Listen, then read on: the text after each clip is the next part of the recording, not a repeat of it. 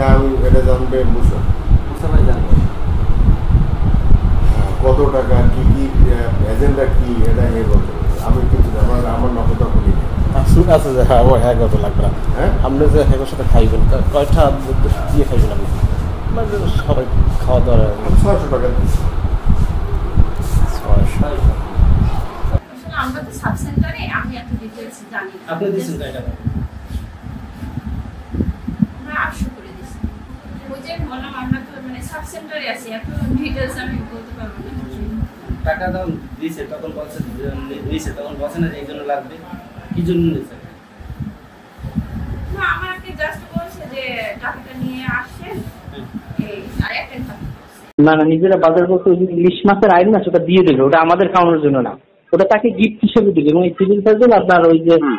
বিভিন্ন জায়গায় গিয়ে গিফট মানে হসপিটালই দেয় যে এরা যে দুর্নীতি করে এটা যাতে সে না ধরে মানে তাকে খুশি করার জন্য আপনার তো অনেক খাত থাকে ওনার কিন্তু অনেক খাত থাকে টাকা তাতে স্টাফদের কাছ থেকে নিতে হয় না এবং অনেক টাকা তারা কমিশন পায় বিভিন্ন কাজে আমাদের ডাক্তারদের হলো 1200 আর নার্সদের হচ্ছে 800 আর তৃতীয় শ্রেণী যারা তাদের হলো 600 চতুর্থ শ্রেণী 300 এটা আসলে তো মেসেজ সম্ভবত ওই কালকে সবাই আর কি মিলে দিলে একটু এখানে খাইতেছে এই জন্য মানে একাত্রে মেলার কারণে উপলক্ষ কি উপলক্ষ নাই হয়তো অফিসাররা আসছিল তো কোন অফিসার আসছিল বরিশাল থেকে সিভিল সার্জন আসছিল তাহলে আপনি আছেন ফার্মাসিস্ট হিসেবে আপনাদের কত দর ছিল 800 নাকি আমরা দিচ্ছি 700 টাকা 700 টাকা করছে আর অন্যান্য স্টাফরা কত করছে না মানে ক্যাটাগরি মধ্যে করছে 500 আমাদের মেডিকেল অফিসার আর আমার কাছে 1000 টাকা এরাই বেশি দিচ্ছে এখন দেখা যাচ্ছে যে এটা তো ধরেন অফিসে ওরা আর কি টিএসের তো অনুমতি ক্রমেই তো এটাই করছে টিএস অনুমতি ছাড়া তো হয় না অফিসই করছে অফিসে যে হেড ক্লার্ক আছে তারপরে মুস্তাফিজ আছে